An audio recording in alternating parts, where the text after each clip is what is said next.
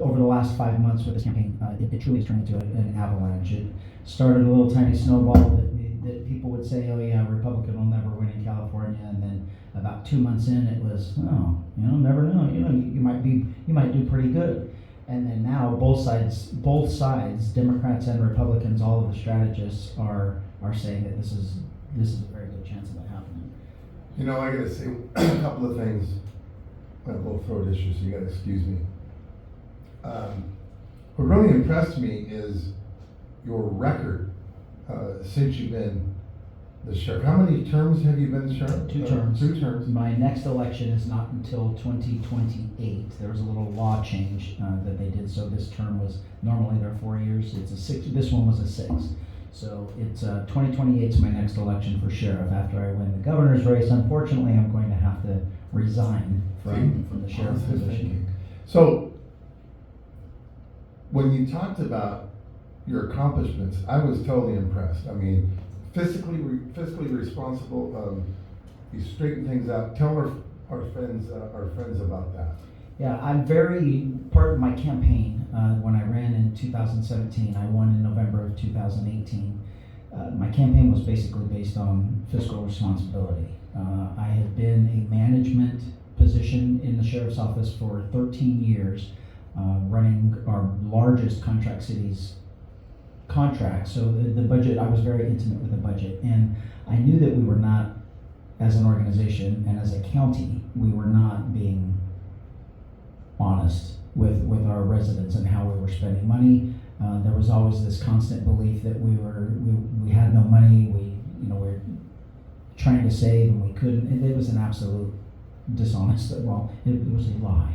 There was never an intent to save money. It was spend all the money you could get, and it was we certainly weren't doing it efficient, and we were constantly using the threat to the people that we didn't have enough money, we didn't have enough resources, keep asking for more.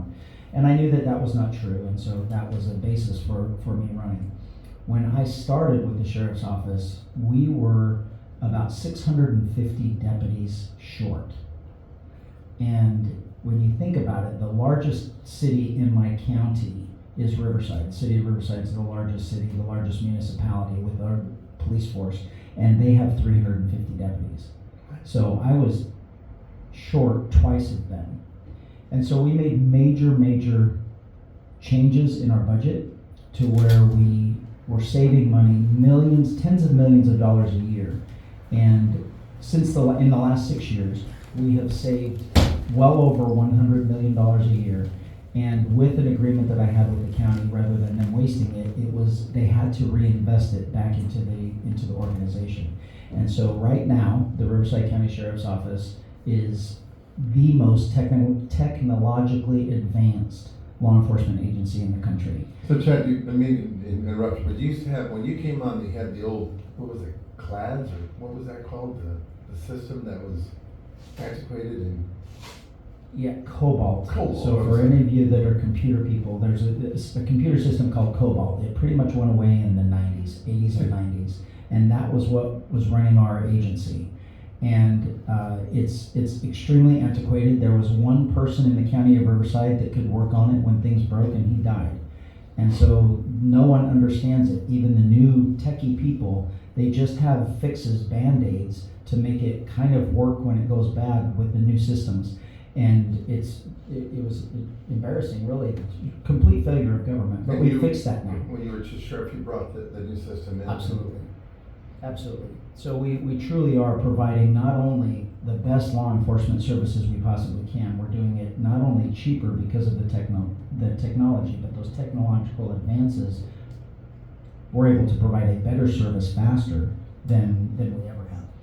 So since you're the sheriff of Riverside County, you're also in charge of the jails, and I believe you're the coroner also? How does that work? I am. Not only am I in charge of law enforcement, which is jails, patrol, courts, contract cities. We have 16 contract cities that I'm the chief of police of, but I'm also the coroner and the public administrator. So There's a little bit of responsibility. My budget is $1.3 billion a year. We're rather large. We're the 4th largest sheriff's department in the country, 2nd largest in California. Los Angeles is larger than us. I have a little bit of a record of being fiscally responsible. By the time you end up voting for someone for governor in the next election, I will be the only person on that ballot that has ever been responsible for spending taxpayer money. I've done it for, it will be 8 years by the time you vote, and it is 8 years of finishing in the red every single year. Black. That's why I bring Denise.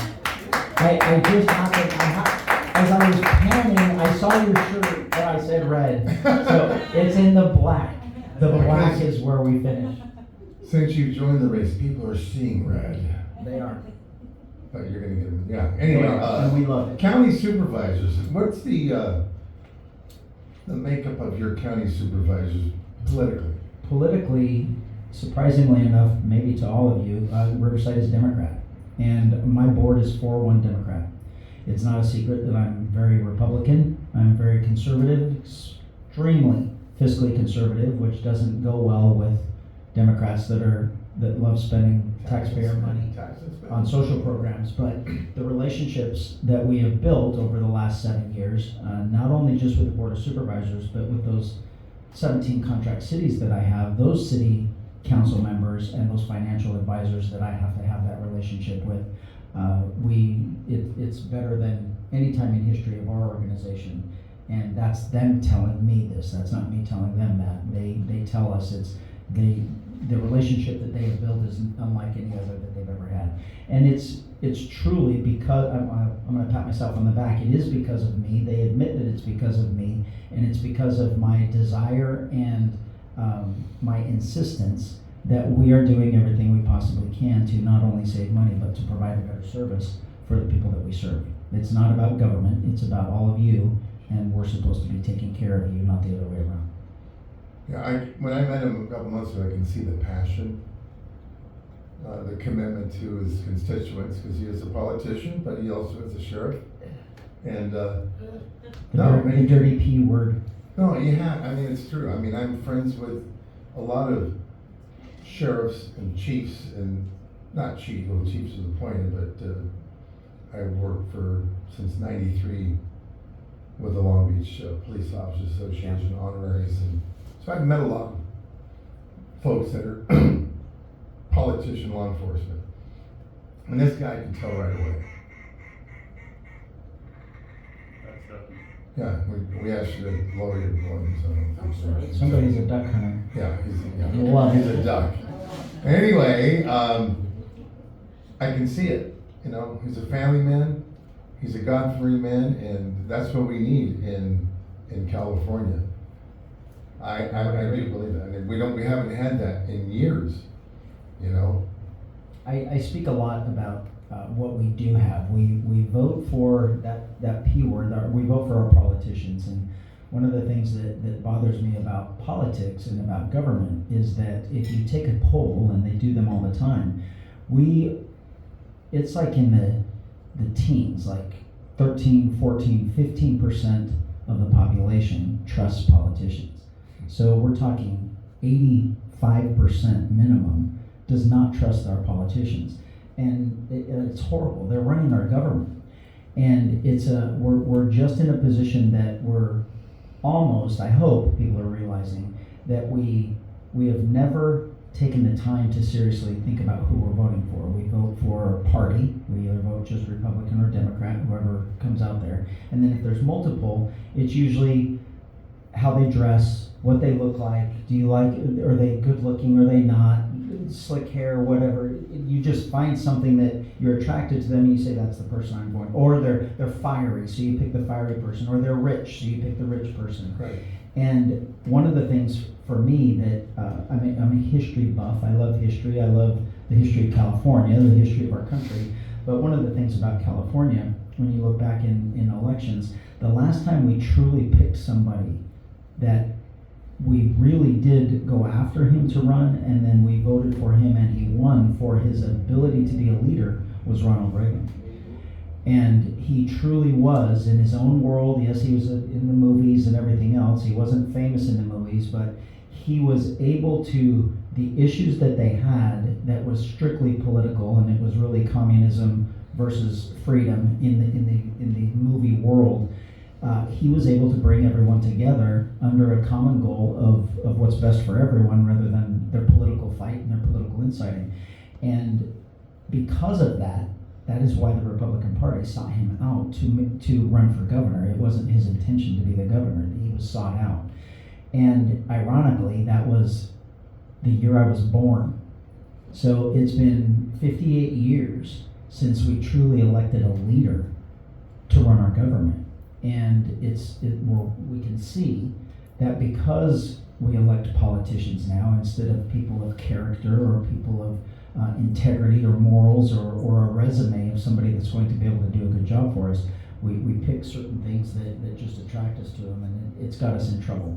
So we are hoping that not only the 32 years of what I have done in the law enforcement world, I've proven myself as a nationwide leader of law enforcement. I'm one of the most respected law enforcement leaders in the country. And that ability to lead others to get something done is really, truly what we are missing in Sacramento. I know I'm going to go in there with a Democrat-led legislature, and I'm going to have to lead them down the path of changing California. And I'm not delusional. I don't think it's going to be easy. It's going to be extremely difficult, but the nature of just basically 32 years of on-the-job training and figuring out how to do that, I'm not worried about it at all. Yeah. I'm going to open up. Dwight, you have a question? Yeah. So in this state, obviously they're currently pretty much under a one-party rule. Mm-hmm. How do you get across the finish line in a situation like that?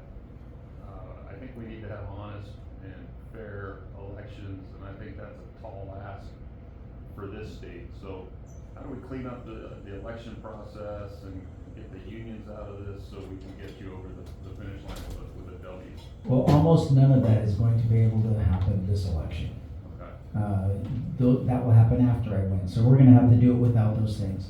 The only thing that we have going for us is it hasn't come out yet, but eventually within the next maybe weeks or so, maybe a month or so, you're all going to be hit up at the grocery store and in public, and some of you are even going to get a letter in the mail, a self-addressed stamped envelope in the mail to sign a petition for voter ID, in-person voter ID. We will have that on the ballot. We will be successful in getting that on the ballot for next November. And what that's going to do is draw a lot of people out to vote that don't necessarily vote. So in this election, it's not going to be about fixing the fraud. It's going to be about bringing more people out to vote to overcome the fraud. After we win it, when we're successful, then we can go back and we can fix the issues with the mail-in ballots and the dead people that are still voting and people that are voting multiple times. So I think the gap is a lot narrower than we think. It 100%. So there was a recent thing that came out. I think it's just he's very relatively young but very wealthy, and he's making it his mission to clean up the voter rolls in California. And I just saw an article, one of the political magazines, that since the last election, he has been able to remove 3.1 million names from the voter rolls in California. And Kamala Harris won in the presidential against Trump by 3.2 million. Mm-hmm. So when you talk about fraud and you talk about the elections with these mail-in ballots, we know there's issues, but we're overcoming them quickly. So that the whole nature of that article was just that one person's work in the last year may have already turned the table from GOP, from blue to red.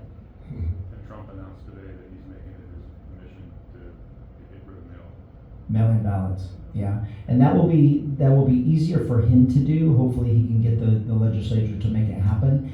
And what they're doing, how it will affect state ballots, is they're just going to change the federal rules. So you cannot have a federal election without if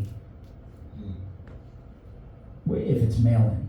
And what that does is, you know what we vote for. There's always federal people on that ballot, so they're not going to split the election into two. They're going to be forced to have to do it. I also wanted, after I met Chad, a couple months back. I went on his website and I did my due diligence. I looked him up and I investigated. And one thing I noticed is your endorsements.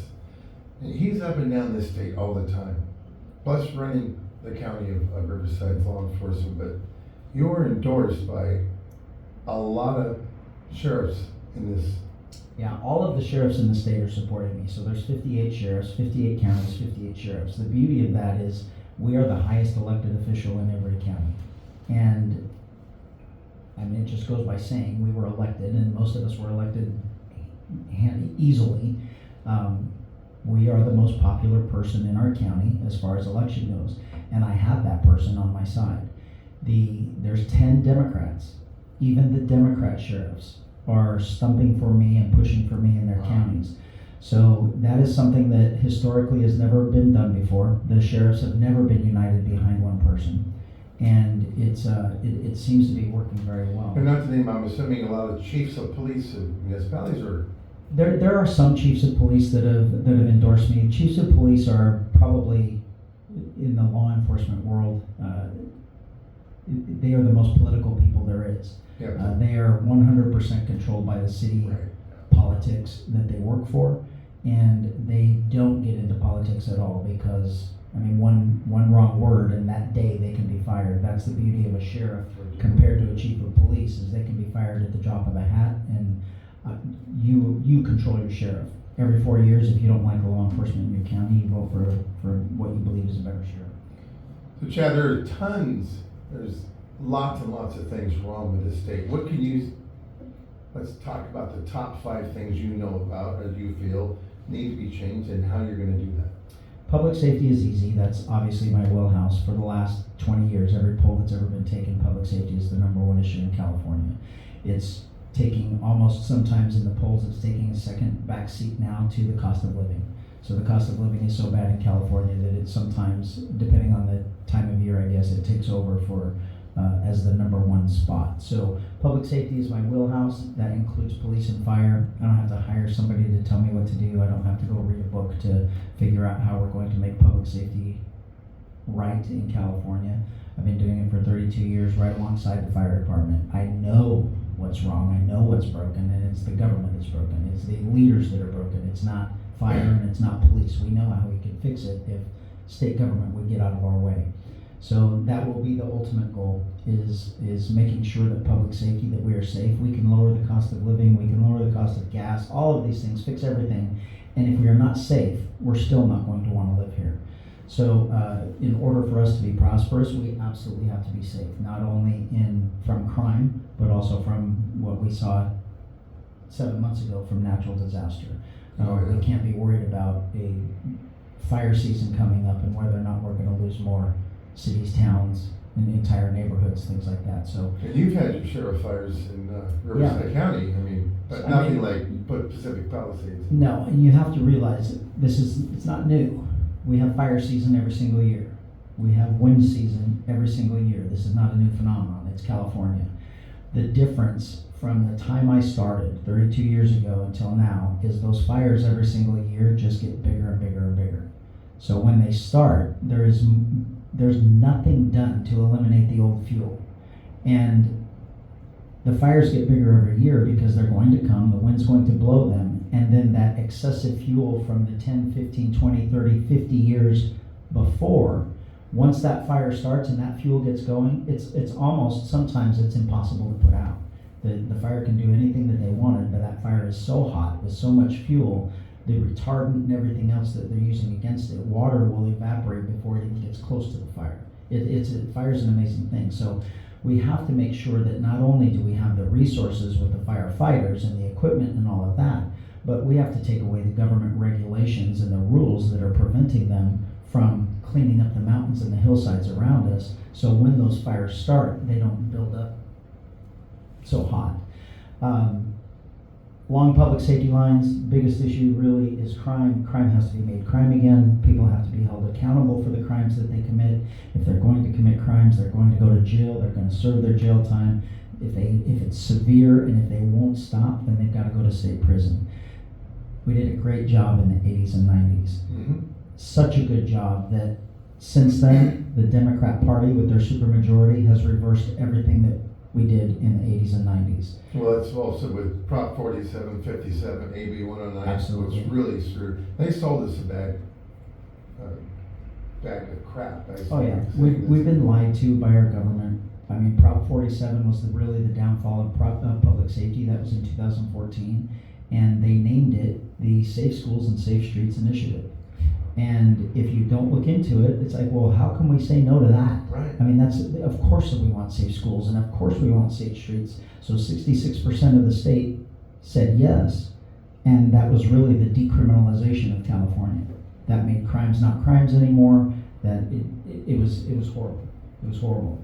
And Prop 36 last year would have fixed 3 of the big issues of Prop 47, but funding from our governor and from our legislature is not coming forward, and we will reverse that immediately. So the reality is homelessness. Homelessness, I will never allow anyone to call it homelessness again, because it has nothing to do with homes. It is a drug-induced psychosis that is causing these people to be kicked out of their homes, and they live on the street. They believe that they're sane, they believe that they're normal, and it is all the drugs that's making it happen. The money, the homeless industrial complex that takes all of our taxpayer money, billions of dollars a year, and just funnels it back into these same systems that are just getting rich off of it without helping anyone, has to stop. So all of that money ends, and then a small portion of that money will be taken and used for drug treatment, alcohol treatment, and mental health care. Once you get them sober, you can address the mental health issues if they still have them anymore, which most of them will not, and then you integrate them back into society, make them productive again, and then we get them back to the homes that they had before, the families that they had before, and then we make it go away. That's the key, is family. A lot of families I have a family member that's on the streets. Yeah. You know, and he doesn't talk to us. He has nothing to talk to us about. So it's getting him back in to real society, for lack of a better term, and helping. I have a friend of mine who's a dispatcher, just retired from dispatching. She told me a few months ago, just in the city she worked in, she had at least 10 calls a day of a naked person running around the city. Yeah. And they had addressed that. And it's crazy. You see it. You see it in all these, you see it in Villa Park, you see it everywhere. And you see it in the big cities mostly, bigger Right. cities. And the most embarrassing place you're going to see it is Sacramento. Oh. I go to Sacramento all the time, and at night, once it gets dark, and you stay in your hotel and don't leave, because the streets around the Capitol building are just it's a haven for homeless, and they are whacked out of their mind on drugs, running around the streets naked, screaming at people and everything else. And they're up at night, and they have to make money, so they break in your garage. Yeah. They do this, or they'll jack you. Yeah, so public safety, easy. I mean, that's a gimme for me. The next is the second thing that government is supposed to be responsible for, and that's infrastructure. Infrastructure is everything from roadways to waterways to water supply to water, well, in California it's water mismanagement, but we will change that around and make it water management. We have more water than any state in the country, but we flush it out to the ocean every single year so we can claim a perennial drought and keep increasing our water rates, stopping the farmers from growing crops, making them shrink their farms, lose their farms, all of those things. That will end because it's really controlled by government through regulation. It's special interest groups through CEQA, the Environmental Quality Act of California, and through the Coastal Commission, that all of these regulations are actually have been hijacked by attorneys and activists, that now it is just zero progress. That is what their goal in California is, just zero progress. So you can't expand your farm, you can't grow more, you can't build more if you're in the building industry, all because of the special interest and the regulations, not laws, regulations that prevent these things from happening. And what we learned, you don't have to believe me you don't have to believe me when I tell you this. You can go back to 2020 and see when the governor did it then, and then in 2025 what he did that actually helped a little bit. But in 2020, with the signature, a stroke of his hand, he shut down the state. And that is the power that the governor has. And Fortunately for us, I would never do it for bad. If he can do it for bad, we can also do it for good. That signature, the governor's signature says a lot. In 2025, because the Pacific Palisades and Altadena were wiped out, he, to save face because of all of the disaster that it was, the state mismanagement of our forests really caused that to happen, he eliminated, in one day, he eliminated CEQA and the Coastal Commission and all of the bureaucratic red tape that was preventing them or would have prevented them from cleaning up their lots, from building and getting back into their neighborhoods. He just signed it away and they were able to move on. He was applauded for that. Oh, such a great guy, look what he's doing, trying to make their lives better. But for me, I sat back and was like, wait a minute, if it's that easy to make that small group of people's life better and easier to move forward, why would you not do that for the whole state? And I'm telling you, I will on day one. Those things that are stopping us, the regulations that are stopping us from progressing in California will be removed, causing our businesses to spend too much on operating business, making it too difficult to have a business in California. The gas is regulated $2.20 a gallon. So with a signature, we can take $2.20 a gallon off the price of 1 gallon of gas today. If they wanted to do it today, they could do it. So I will immediately do that. We will immediately remove the regulations that prevent us from pumping oil out of the ground for ourselves. California has more oil than Texas. I don't know if you knew that. We have more oil just in Kern County than Texas. So we will do away with the regulations that is preventing those rigs, those oil rigs that are already there from pumping, and we will pump our own oil. Right now, California is the biggest consumer of oil in the country. We're the largest state, it goes without saying, but we import 80% of our oil from other countries. So we are making other countries rich off of our backs. We're paying for it. That'll be done on day one. We will be energy efficient in California.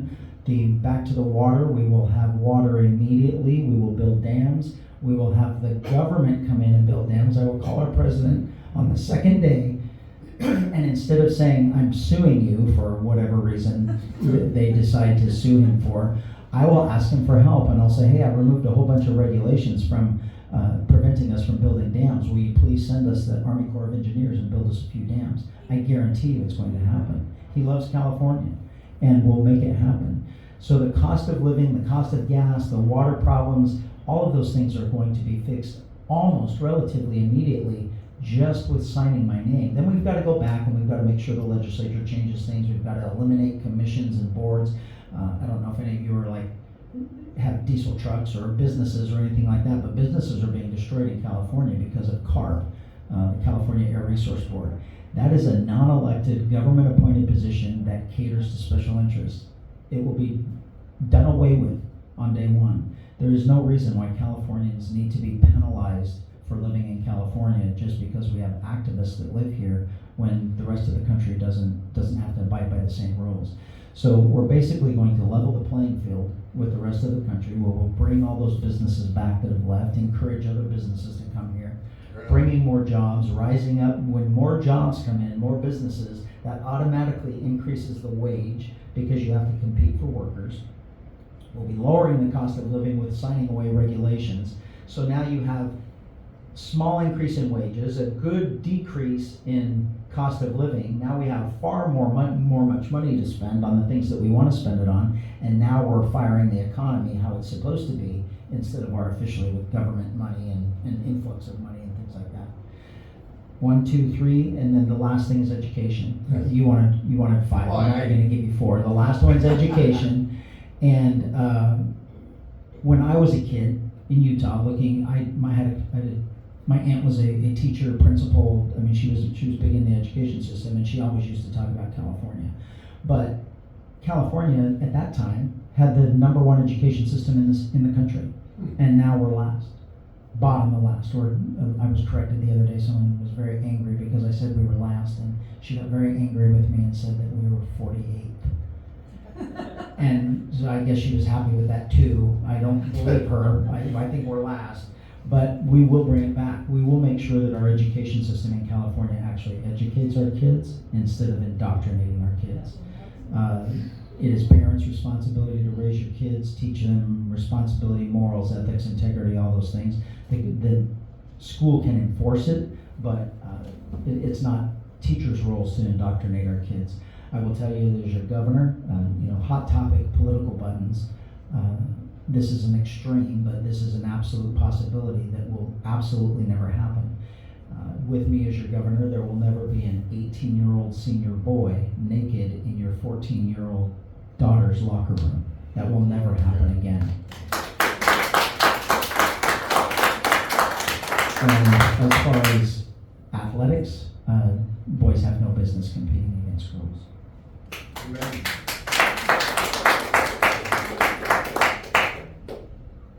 So those are my 4. It's actually 3. It's not rocket science.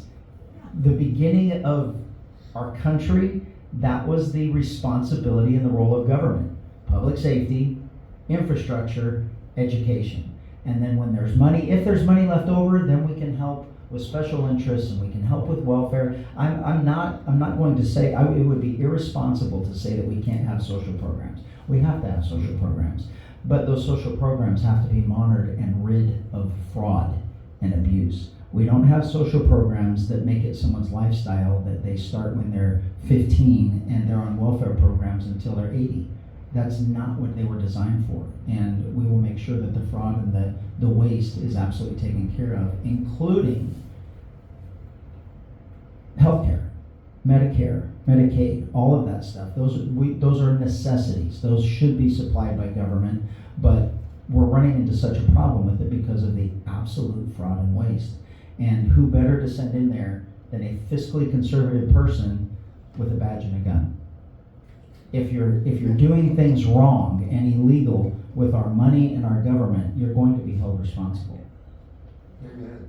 If you Doge Caltrans, you might be able to fund all that. Yeah, I'm sure. I mean, Caltrans, the amount of money that goes there, and you look at our roadways, it's crazy. Try driving to your district. Yeah. You're gonna need an endorsement. You can. It's sad that when you drive, all you have to do is drive far enough to Nevada, Arizona, Oregon, or even Tijuana, and you know when you leave California because your car stops bouncing in the road. Well, And I have to make a comment because the head of my the place I get my car repaired, he does a lot of alignments, don't you, Tona? Absolutely. Because of these crappy roads, right, Tona? Yes, sir. It's well, I don't want to put him out of business, but we're going to make it a little bit. No, I don't think so. We'll still have a lot of business. Yes, sir. So, we have the oil and the gasoline, the power, for California. What about our water? Do we have enough water to run Southern California or Completely. California? And is our government going to help us out with desalination? Absolutely. So the reality of California is we have more water than any state in the country. We just let it all go to the ocean every single year on purpose. We purposely don't hold it back. If we were storing it in above ground storage, dams, reservoirs, that would naturally replenish the groundwater, the natural groundwater that's full, or that we're losing. So not only do you have, now the ground reserves are full, and you have water in the mountains basically that you're catching and then routing toward our farming communities, to our neighborhoods, whatever it is. It's almost like we forget that from Mexico to Oregon, we have an entire coastline of water. right. So the Middle East doesn't get rain. There is no rain in the Middle East. They have never suffered one day of drought.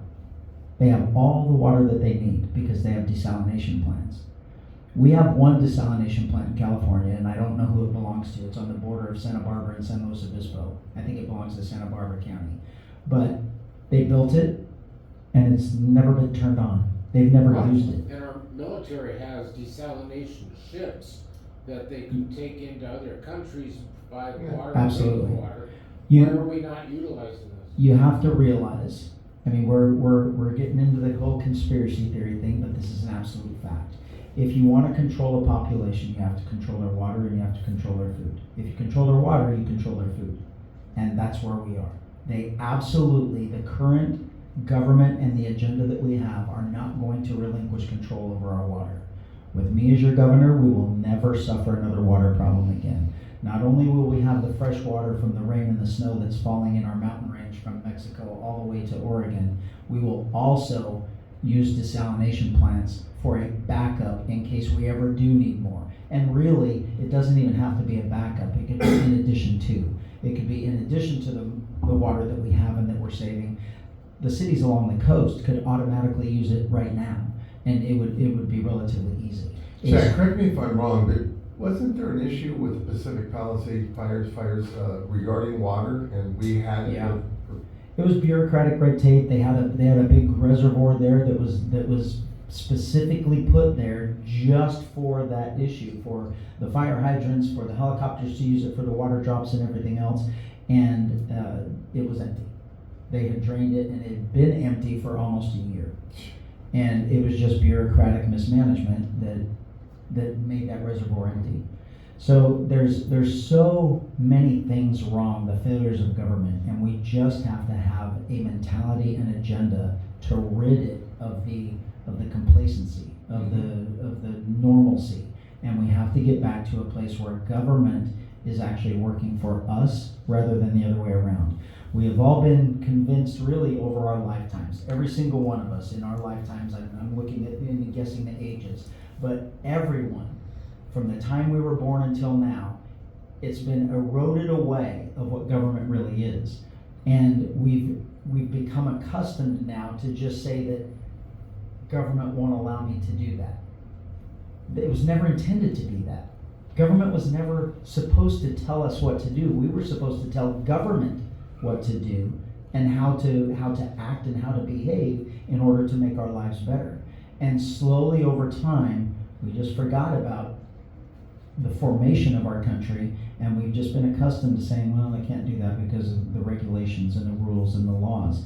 And it's time to get those back. It's time to get back to where we were able to be productive. We are only the greatest country in the history of the world because government was out of our way. We have the freedoms to allow us to prosper. And it's only in the last 40, 50, 60 years that those have been slowly being eroded away, and we notice it now more in the last 10. And we just have to get back to the point where we know what government really is, what it's supposed to be, and remove those restrictions, taxes, regulations that are on us. The fact that people are leaving, they're leaving most businesses and people are leaving for two reasons, the regulations and the taxes. I will tell you that I truly do believe, well, I know, I moved to California because I believed California was the greatest state in the country. After I've been your governor for two terms, you're going to love me in the first term, so you will vote me in for 2. It's going to take 2 terms to accomplish this because this is a massive task. But by the end of the second term, we will no longer have a state income tax in California.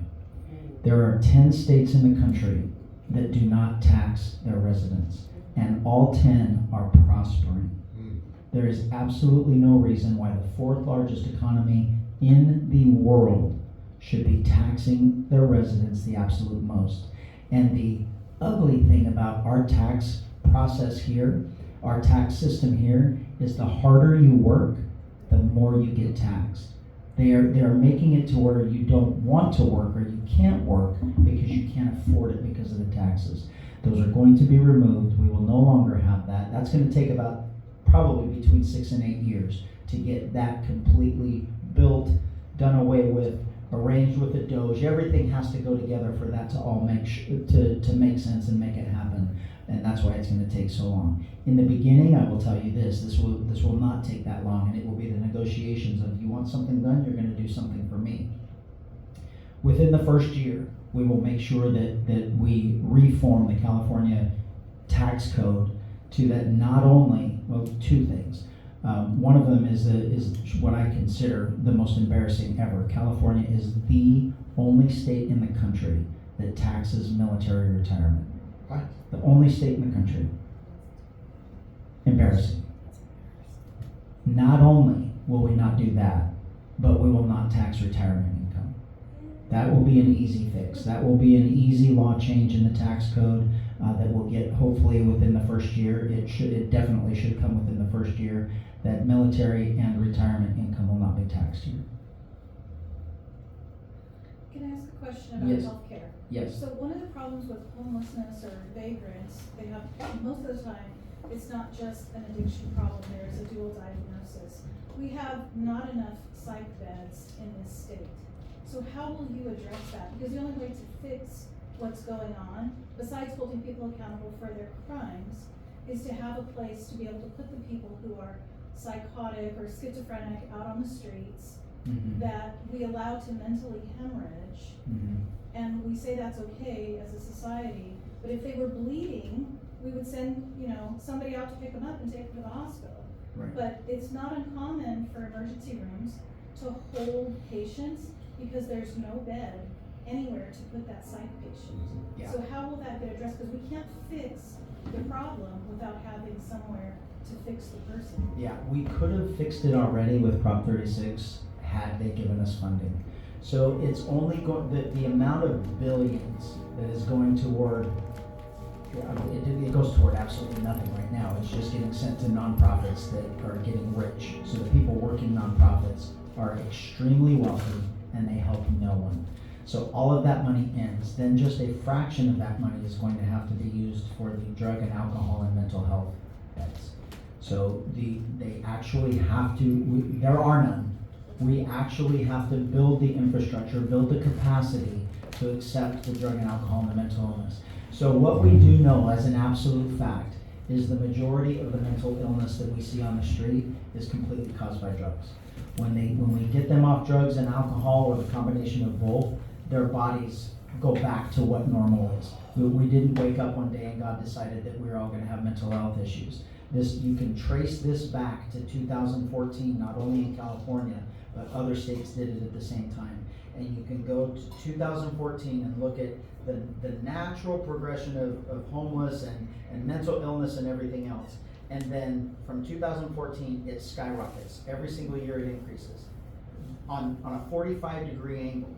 And it's all when they legalize drugs in California. So Colorado is a better example because they did it before us. So we can go back and we can move ours from 2014. Theirs just goes back a couple of years and it's the exact same angle. The mental health illness the mental illness crisis that we have, that we are seeing on the streets, is drug and alcohol induced. It's a psychosis caused by drug and alcohol. The drugs that we are using today, the drugs that kids are using today, even the marijuana is 10, 20, 40, 50 times more potent than what it was when I was a kid.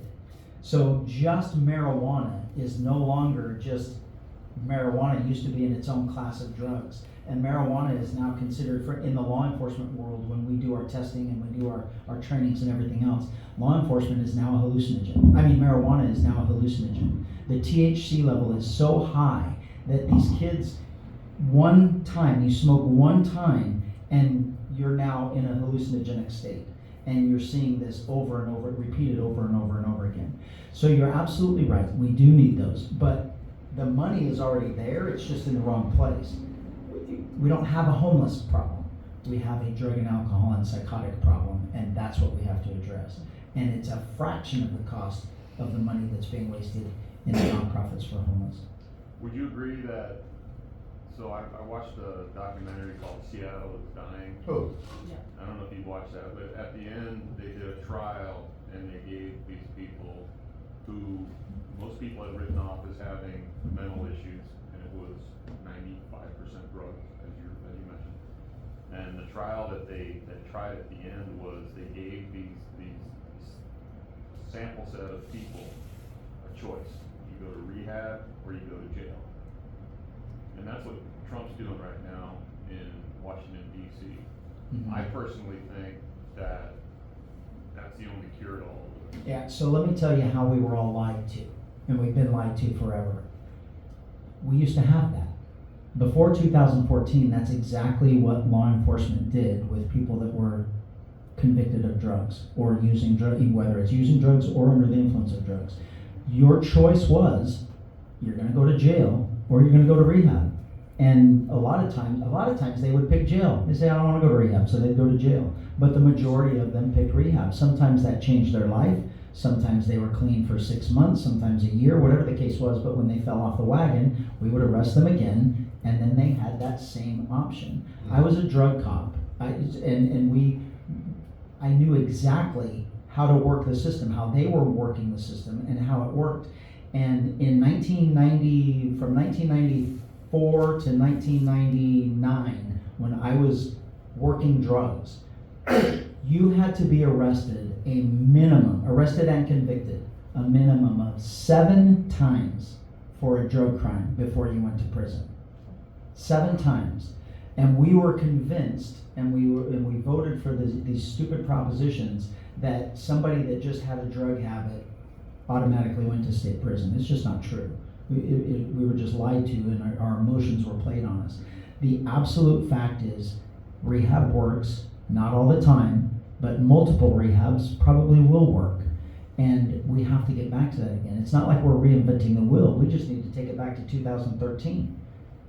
Yeah, because right now we're just throwing money That's it. into different organizations. It's not helping anybody. Right. Yes, sir. Chris Roy. Sanctuary status. Yes. The sanctuary state policy absolutely has to go. Absolutely has to go. Right now, it is an unconstitutional law, because for a law enforcement perspective, from my perspective, I am forced to either violate a state law or a federal law. And which one am I going to violate? Do I want to be arrested by the Attorney General, or do I want to be arrested by the Attorney General of the federal government? But I'm violating a state law by sanctuary state policies. And state law, no matter what, for us, for local law enforcement, is more important than federal law. It is much higher than federal law. Federal law, the responsibility of federal law, specifically in the Constitution, is granted to the federal government. That means it's taken out of the state's hands. The strange way it's worded is local may cooperate. You may enforce federal law, but the states have taken that away and said, now you can't. So that's the problem. But right now, there is a lawsuit suing the state, and we're hoping to get it overturned. I'm the lawsuit. I'm suing the state to get it overturned, because I am the wronged person in this, because I'm the one that is being forced to violate one of these 2 laws because of this unconstitutional law. So we're hoping that it fixes itself before I get there, but if it doesn't, it'll be over with me as the governor. And here's the thing, this is what we have to realize. We are part of the agenda that is controlling government. There has been a very deliberate play on words and word usage that has really gotten us to go along with this without really thinking. And the fact of sanctuary status is this: it does absolutely nothing to keep any of you safe. Absolutely nothing. It does absolutely nothing to keep the people who are here illegally safe. Absolutely nothing. It does nothing. The only thing it does, and the only thing it was designed for, and the only thing it passed for, was to prevent criminals in jail from being deported from jail or prison. That's it. That was its sole purpose. Not only does that make us less safe, because from a jail perspective, rather than turn them over to ICE, I have to just release them back out into your neighborhoods.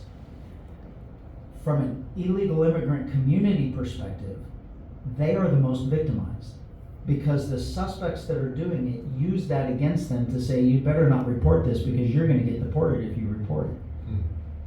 So there is no one safe under sanctuary state policies except for criminals. Absolutely has to go away.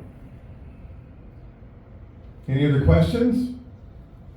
He's Class? great. Yes, John sir. John Kennelly, Yes, sir. retired LT from Long Beach. Very nice.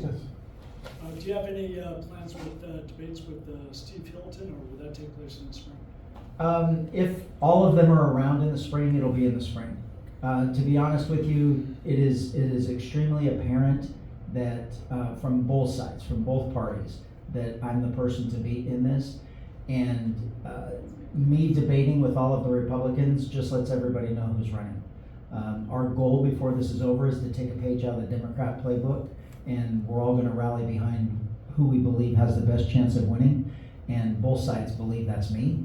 And by the time we get to springish, when campaigns really get in full swing, we're anticipating the majority of at least on the Republican side. I hope there's 100 Democrats that are running, but at least on the Republican side, we hope that they've all dropped out and rallied behind me.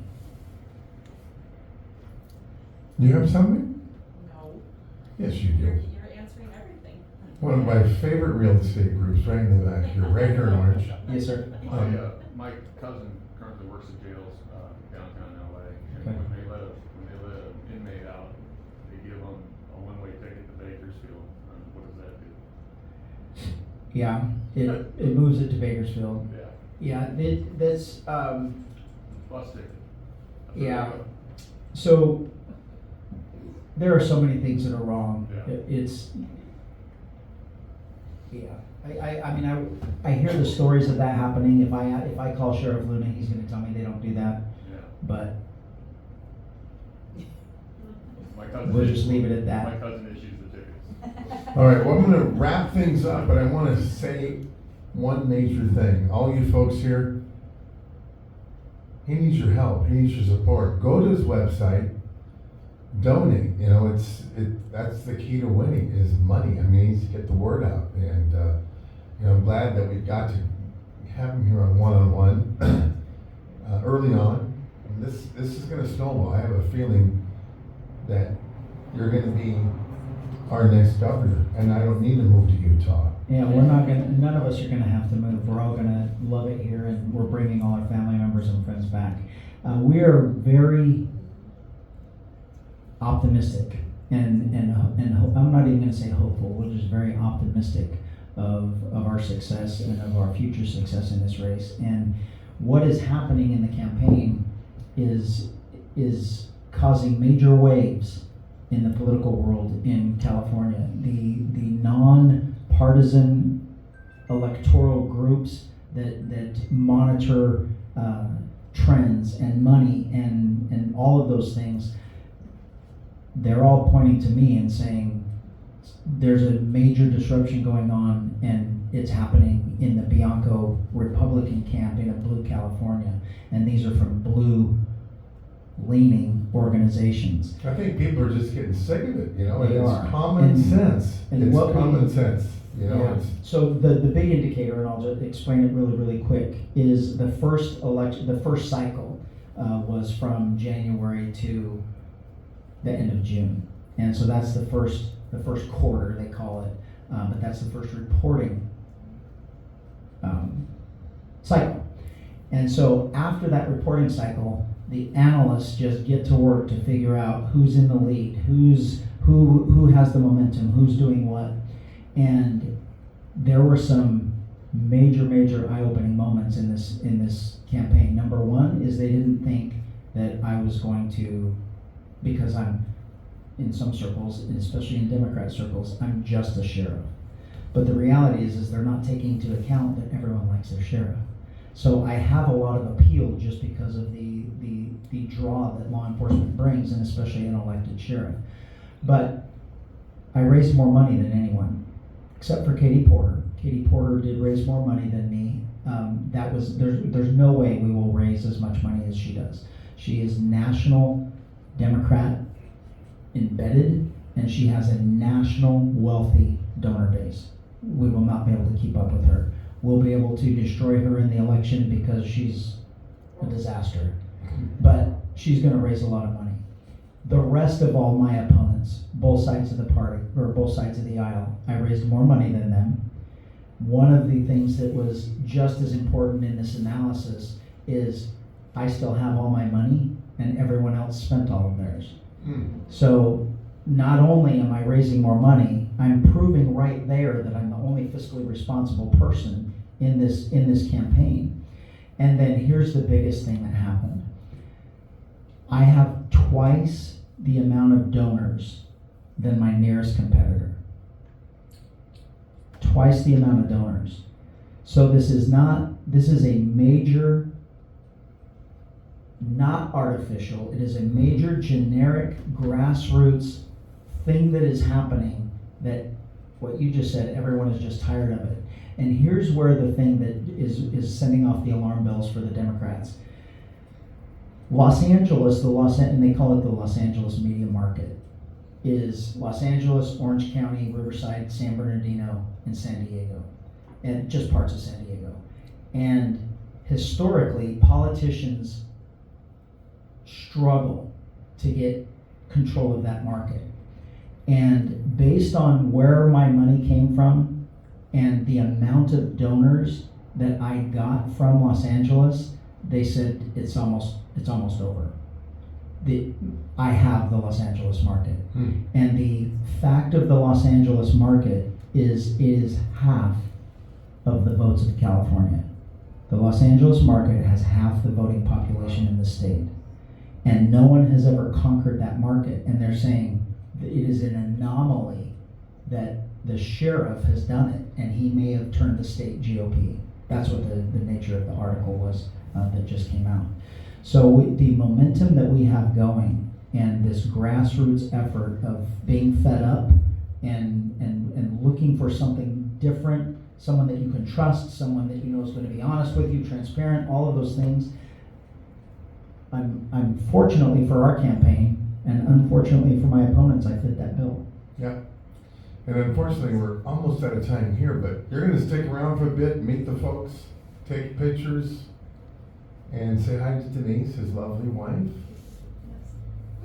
You can be the first lady of California. Come on.